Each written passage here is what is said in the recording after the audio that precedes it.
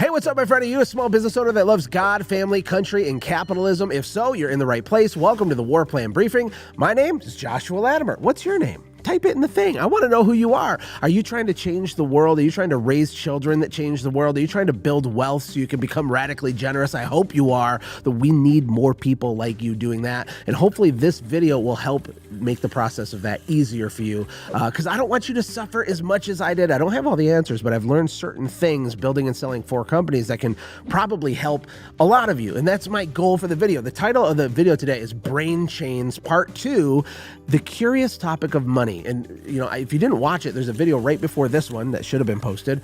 Part 1, we talked about the history and mystery of time, the origin of time and how valuable time is, and how if we misunderstand that as business owners, it can cause time to elapse, and we can really set ourselves back and cause ourselves to not succeed like God wants us to and reach our full potential. Today, we're going to talk about money itself, because money is a fascinating topic. In fact, did you know there's a difference between currency and money? Did you know that people that try to get money are usually poor? Did you know that providing value makes money come back to you automatically? Think of it like this. Money is really the natural byproduct of other stuff that's done. And if your activities every day are trying to get money, you're doing it in a very limited, constrained way. You see, money happens. It's like sawdust. When you chop a tree down, sawdust is automatically created. Money is automatically created when you do other things. But anyway, back to money versus currency. One of the things we teach our kids is that money, the definition we teach our children for money, is that money is something that has intrinsic value, that is not man-made, and it's used to trade for goods and services. Think things like gold, things like silver, even things like cattle, I guess, right? There's certain things that God made that we trade for goods and services. That's what money is. Did you know in the Bible in Genesis that it says that there was gold in the Garden of Eden? How weird is that? There's only 2 people there.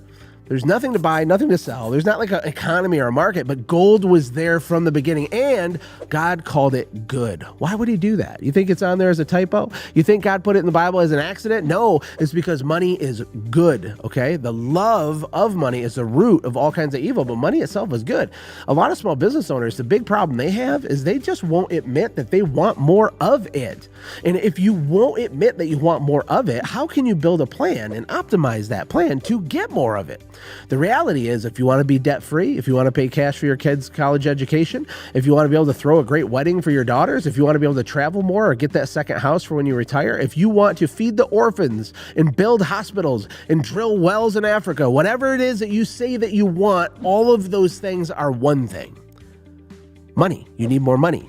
You need more money to do all those things I just said, right? You want to be philanthropic, but you ain't got no resources. How are you going to pour out of your cup if your cup isn't overflowing, right? So we need you to put the oxygen mask on yourself, metaphorically, get wealthy, get into momentum, understand these things so that you can distribute and sow into the lives of the people around you at a bigger and bigger level. Now, here's something that's crazy.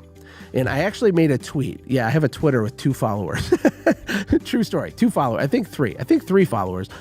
I don't understand Twitter, but I did do a tweet. And here's what I said. I said, I noticed that wealthy people don't call money money. Okay? They don't call money money.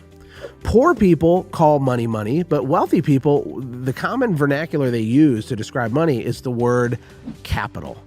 Capital. I'm sure you've heard that word as a small business owner, right? We need more capital. I need to secure capital. But in general, generally speaking, capital is a phrase used by people with resources, generally speaking. I think it's fascinating.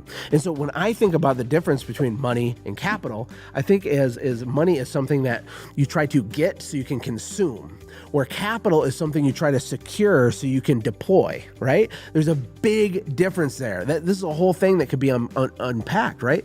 But really, we basically have 2 choices of things to do, 2 categories of things we can do with any of the money or capital that we have. And it's either consume it or produce with it.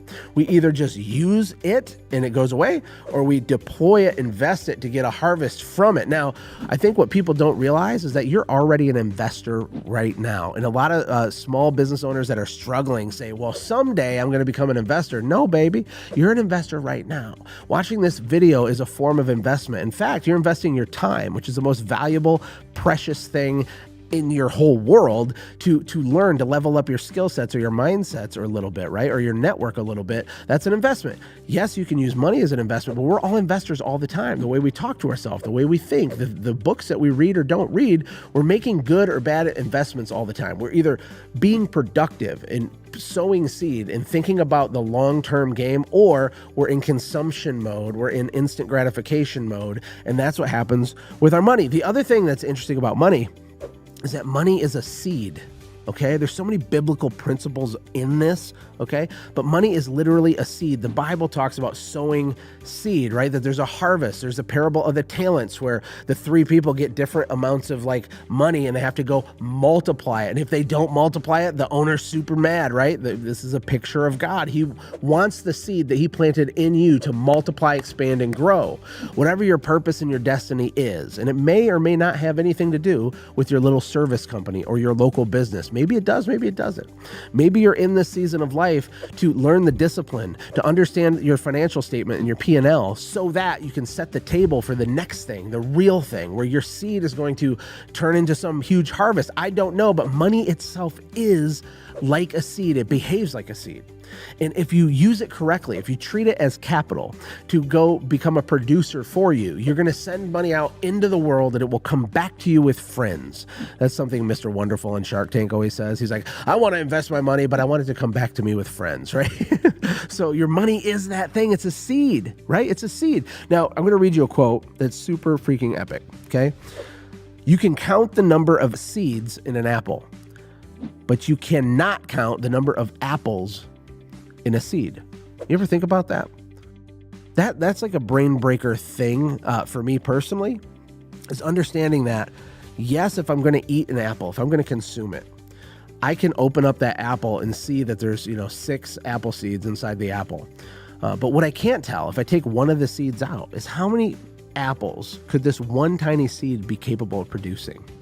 That's what your money is like. That's what your time is like. That's what your business is like. And so if you want to think like a wealthy person and break the brain chains, okay? If you want to set yourself free, you need to start viewing yourself right now as already being an investor, because it's true. I tell people sometimes that your business doesn't need systems. It already has them. It just needs better systems, right? You don't need to become an investor. You already are one. You just need to start making better investments, okay?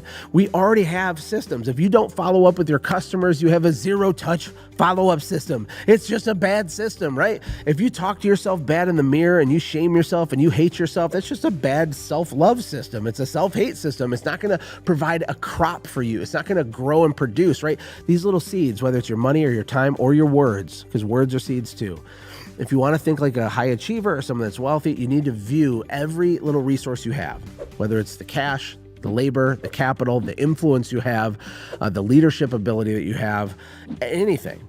These are all seeds and they need to be planted so they can produce a yield. That's what God made you for. That's what I want for you. And things can change so freaking fast. If you didn't watch the first video yet, go back and watch that, talking about time and how to view time. And there's going to be another video, part 3 after this, talking about the 3 types of relationships we all have and which ones you should focus on. It's called comrades, constituents, and confidants. It's going to be super dope. I'm going to make that video next. And let me know where you're from. Let me know what kind of business you have in the comments. Let me know what's going on. What are you thinking as I say this? Am I crazy? Am I crazy? Well, we know I'm a little crazy, but what are you thinking as you consume content like this? Why are you watching it? Why are you still here right now? If you hear me ask you that and you don't comment, why? Why don't you comment? Why don't you engage? What are you scared of, right? What do you need? What's missing for you that could get you to the next level? I would love to hear it, to see if I can help and add value. And until next time, I'll see you in part 3. Bye. Hey, thank you so much for watching. If you enjoyed what you watched, click the video on the left to watch the previous upload. And if you want one of my personal favorites, click the video on the right. And of course, don't forget to hit the middle to subscribe so you never miss an upload. Thank you again for being on this journey with me.